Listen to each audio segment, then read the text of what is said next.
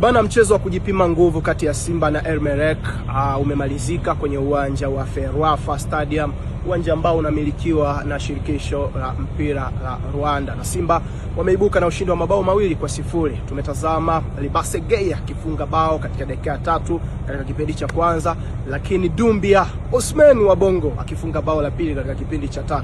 Tutajiuliza kwa nini kipindi cha 3? Simba wamecheza mechi ambayo ilikuwa na vipindi vitatu tofauti. Kipindi cha kwanza kilikuwa na dakika 35, kipindi cha pili dakika 35, na kipindi cha 3 kilikuwa na dakika 35. Tumetazama kikosi cha kwanza ambacho kimecheza kipindi cha kwanza, na baadaye mwalimu akafanya mabadiliko, wakaingia wachezaji akina Anset Aura, lakini pia Doumbia mwenyewe wamepata nafasi ya kuweza kucheza, bila kumsahau Loemba. Mchezaji ambaye nilikuwa namtazama zaidi ni Jabal, kiungo ambaye amesajiliwa kutoka Stellenbosch.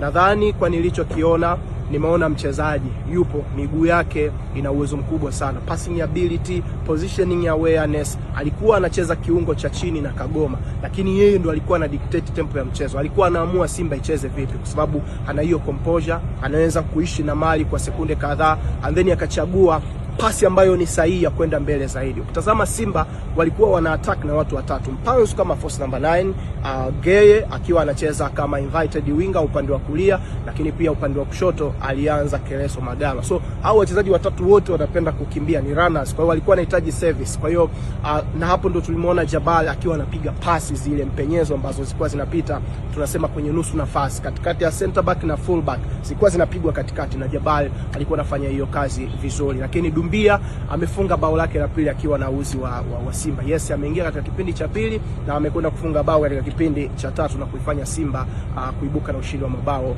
2-0. Baada ya hapa Simba wanakwenda nyumbani Tanzania. Sisi bado tupo, kuna Simba Day ambayo inakuja siku ya Jumamosi. Kwa hiyo tutasubiri kuona ni nini ambacho kitatokea, lakini hii ilikuwa ni mechi ya kiufundi zaidi. Mwalimu anatazama kikosi chake kimefikia wapi, intensity level ya fitness iko wapi. Kwa nadhani baada ya hapa tunaweza tukaona mabadiliko maybe kwenye mechi inayofuata, kwa sababu katikati hapa Simba watakuwa wana mazoezi. Kutoka Rwanda, mimi ni Hans Raphael Mombeki, Crown Media.